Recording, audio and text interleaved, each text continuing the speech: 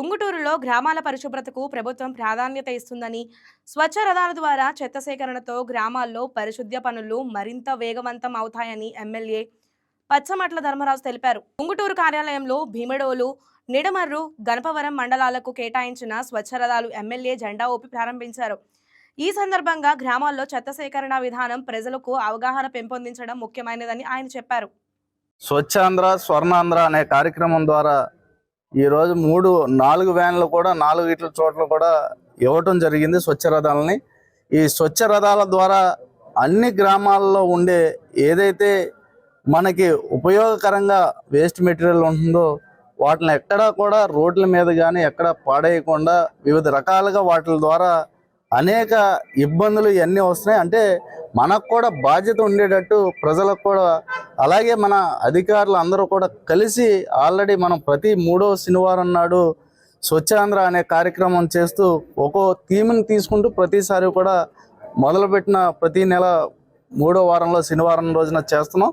చాలా గ్రామాలు చాలా క్లియర్గా, అంటే గత ప్రభుత్వంలో చెత్త అంతా వదిలి వెళ్ళిపోతే ఆ చెత్తను అంతా కూడా క్లీన్ చేసుకుంటా ఈరోజు మనం గ్రామాలన్నీ కూడా పచ్చదనంతో నిండేటట్టు ఈ కూటమి ప్రభుత్వం, మన ముఖ్యమంత్రి నారా చంద్రబాబు నాయుడు గారు, మన ఉప ముఖ్యమంత్రి పవన్ కళ్యాణ్ గారు, మన ప్రధానమంత్రి నరేంద్ర మోడీ గారి ఆధ్వర్యంలో గ్రామాలన్నింటినీ కూడా సుసంపన్నంగా పచ్చదనంతో నిండేటట్టుగా ఈ కార్యక్రమాన్ని చేస్తున్నాం.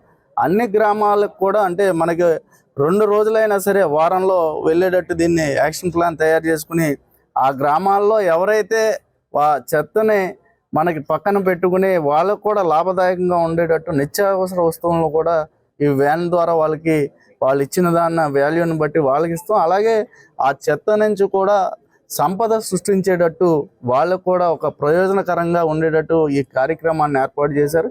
వీళ్ళందరికీ కూడా మన మండల పరిషత్ నుంచి 25,000 చొప్పున ఈ సేకరించి వాళ్ళందరికీ కూడా ఇవ్వటం జరుగుతుంది. దాని ద్వారా ఏంటంటే మనం చెత్త నుంచి కూడా సంపద సృష్టించేటట్టు, ఏది వ్యర్థం కాదు, అవన్నీ కూడా వర్మీ కంపోస్ట్ అలాగే వివిధ రకాల వస్తువులను కూడా తయారు చేసేటట్టు, దాని ద్వారా మనకి పర్యావరణం కూడా మెరుగుపడుతుంది. అలాగే మనకి ఎక్కడ చూసినా గతంలో చెత్తమై ఉండేది, ఇప్పుడు అన్నిటిని కూడా ఒక క్రమ పద్ధతిలో ఒక ప్రణాళిక ప్రకారం నియోజకవర్గంలో అన్ని పంచాయతీలని కూడా శుభ్రంగా ఉంచేటట్టు ఒక ప్రణాళిక తయారు చేసుకుని ముందుకు వెళ్తున్నాం. అంటే మనకి రాబోయే తరాల గురించి అలాగే రాబోయే భవిష్యత్తు గురించి కూడా ఆలోచించి ఒక విజన్ ఉన్న నాయకత్వంలో మన ముఖ్యమంత్రి నారా చంద్రబాబు నాయుడు గారు, ఆయనకి తోడుగా ఉప ముఖ్యమంత్రి పవన్ కళ్యాణ్ గారి ఆధ్వర్యంలో గ్రామాలన్నింటిలో కూడా, అంటే వివిధ రూపాల్లో అన్నిటిని కూడా రోడ్లను అయితే ఏముంది,